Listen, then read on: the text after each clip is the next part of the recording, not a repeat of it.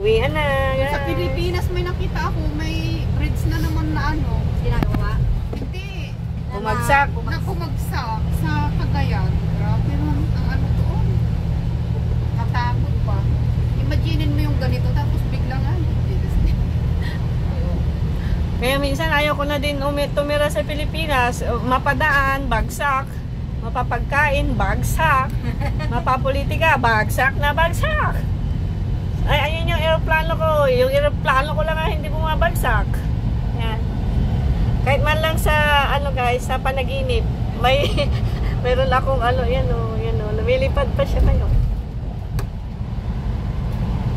Ang aking sinasabi ay pawang kablag-blagan lang guys, ha?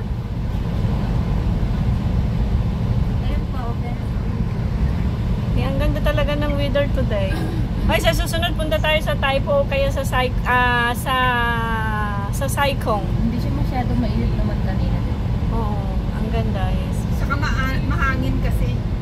Hindi siya mainit.